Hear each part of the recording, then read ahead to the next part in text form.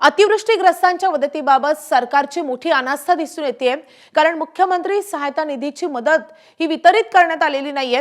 ऑक्टोबरमध्ये फंडामध्ये 106 कोटी 57 लाख रुपयाचं दान मिळालेलं आहे आणि या 106 कोटींपैकी फक्त 75,000 रुपयांचीच मदत अतिवृष्टीग्रस्तांपर्यंत पोहोचली आहे। माहितीच्या अधिकारामध्ये हे अनास्थेचं वास्तव समोर आलेलं आहे। त्यामुळे मुख्यमंत्री सहायता निधीमध्ये गरजवंतांसाठी अतिवृष्टीग्रस्तांसाठी लोकांनी भरभरून दान दिलेलं आहे, मात्र ती मदत अजूनही अतिवृष्टीग्रस्तांपर्यंत ज्यांना मदतीची गरज आहे त्यांच्यापर्यंत पोहोचलेली नाहीये। त्यामुळे ही मोठी अनास्था समोर येते।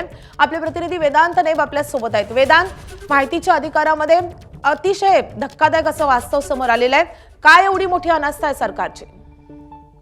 माहिती अधिकार कार्यकर्ते वैभव कोकाट यांनी या सगळ्या संबंधीची माहिती RTI मार्फत मिळवलेली आहे आणि त्यांचं असं म्हणणं आहे की जी माहिती जी आकडे समोर येत आहेत त्यामध्ये ऑक्टोबर महिन्यामध्ये साधारणपणे 1,06 कोटी इतकी रक्कम ही मुख्यमंत्री सहायता निधीमध्ये जमा आहे आणि त्यांनी हा सुद्धा प्रश्न विचारला की यातील किती रक्कम ही शेतकऱ्यांच्या मदतीसाठी देण्यात आली आहे, तर तो आकडा साधारणपणे 75,000 आहे।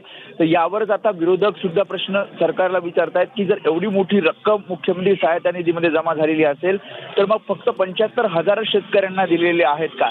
यावर मुख्यमंत्री कार्यालयाकडनं, कारण हे मुख्यमंत्री सहायता निधीचं नियंत्रण आणि कुठे हा निधी वळवायचा याच्या सगळी जे अधिकार असतात ते मुख्यमंत्र्यांना असतात आणि त्यामुळे खरंच असं झालंय का यावर अजूनही मुख्यमंत्री किंवा मुख्यमंत्री कार्यालयाकडनं स्पष्टीकरण आलेलं नाहीये। माधवी, नक्कीच, आणि त्यामुळे आज अधिवेशनादरम्यान विरोधक हा मुद्दा उचलून धरतात का आणि मुख्यमंत्र्यांची यावर काय प्रतिक्रिया आहे पाहणे तितकंच महत्त्वाचं असेल। वेदांत, अपडेट घेत राहू सध्या। धन्यवाद या सगळ्या सविस्तर माहितीसाठी।